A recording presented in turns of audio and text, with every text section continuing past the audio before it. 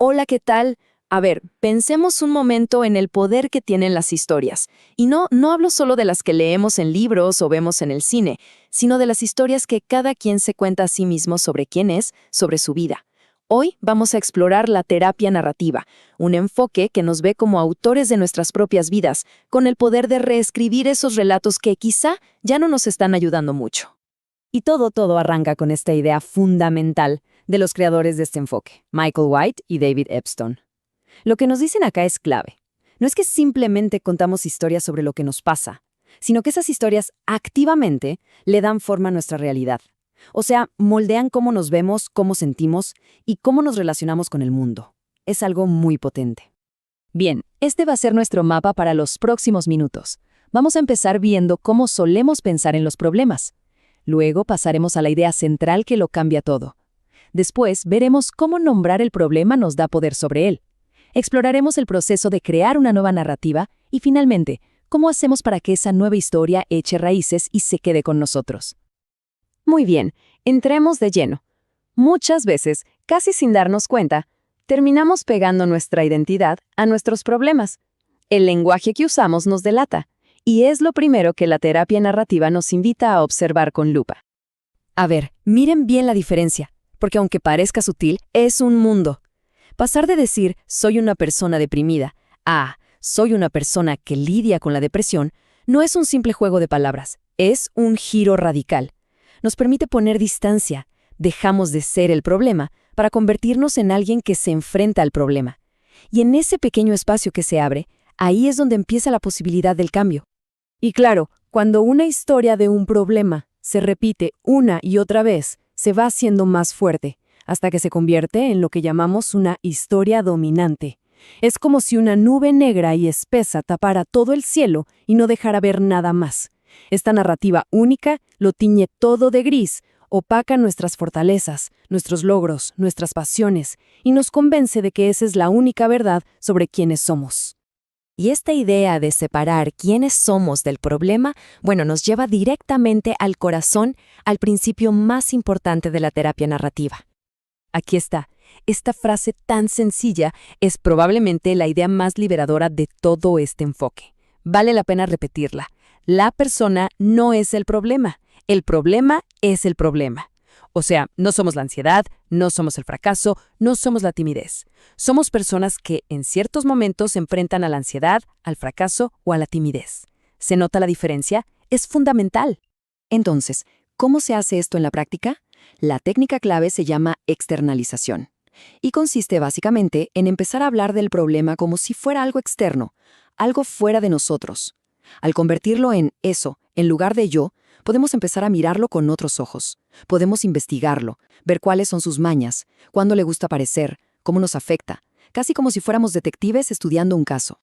Y la mejor forma de que esto no suene tan abstracto es verlo con ejemplos reales. Porque aquí es donde la terapia narrativa se vuelve súper creativa y, como vamos a ver, a veces hasta bastante lúdica. Les presento a Victoria, una niña de 8 años. En la escuela ya le estaban empezando a poner la etiqueta de déficit de atención porque se distraía mucho y se cansaba en clase. En lugar de aceptar esa etiqueta, su terapeuta le preguntó directamente a ella qué sentía que le pasaba. Y su respuesta fue brillante. Dijo que a veces sentía que sus neuronas se cansaban y simplemente se quedaban dormidas. Y así, juntas, le dieron un nombre, la neurona dormilona. Al hacer esto, ¡pum!, el problema dejó de ser un defecto de Victoria para convertirse en un personaje externo.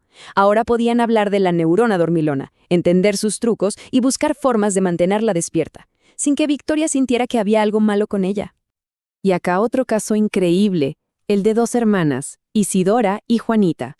Se peleaban todo el tiempo y la situación en casa era muy tensa.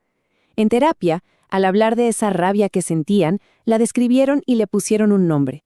Rabiote Rabión Rabioso, un personaje travieso que las engañaba y las hacía discutir.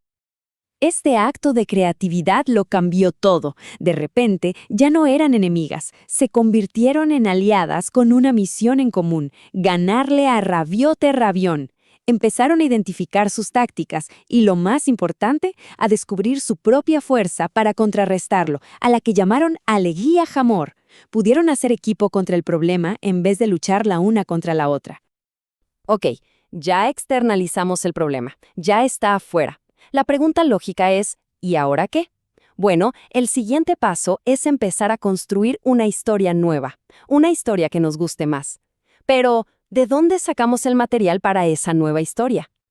Aquí es donde entra la búsqueda de los acontecimientos extraordinarios. Suenan grandilocuentes, pero en realidad son esos momentos, a veces chiquitos, a veces casi invisibles, en los que el problema no se salió con la suya. Son esas veces en que la ansiedad no nos paralizó del todo, o que la tristeza no nos hundió por completo, o que respondimos de una forma que nos sorprendió. Son como chispas de luz que nos demuestran que la historia dominante no es la única verdad.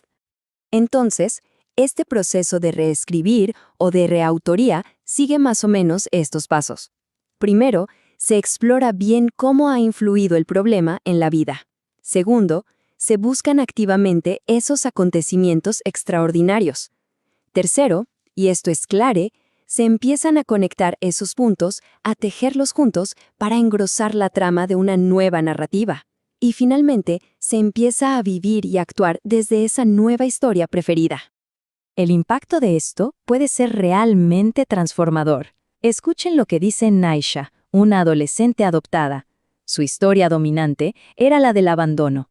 A través de este proceso, pudo empezar a construir una perspectiva diferente. Ojo, no se trata de borrar el dolor, sino de cambiar el significado de la historia. Pasó de verse como la abandonada a verse como alguien cuya historia de origen fue compleja y difícil para todas las personas involucradas. Y eso cambia por completo su identidad. Pero claro, una historia nueva es frágil al principio. Es como una plantita que recién empieza a crecer. Necesita cuidados, necesita que la refuercen para que se ponga fuerte. No basta con escribirla en la mente, hay que hacerla real, tangible y compartirla. Y aquí es donde entran los documentos terapéuticos o contradocumentos. Son, básicamente, artefactos físicos que sirven como evidencia de esa nueva historia. Pueden ser cosas tan variadas como cartas que el terapeuta escribe a la persona resumiendo sus logros y fortalezas, certificados que celebran nuevas habilidades, o hasta poemas, canciones o cómics que cuentan la victoria sobre un problema. Este ejemplo me encanta. Imaginen lo que significa para un niño recibir un certificado de domador de monstruos y cazador de fantasmas. Es genial. No solo valida su valentía, sino que lo posiciona como alguien experto y capaz. Es un recordatorio físico, algo que puede tocar y ver, de su nueva identidad, una que contradice totalmente la vieja historia de ser una persona miedosa.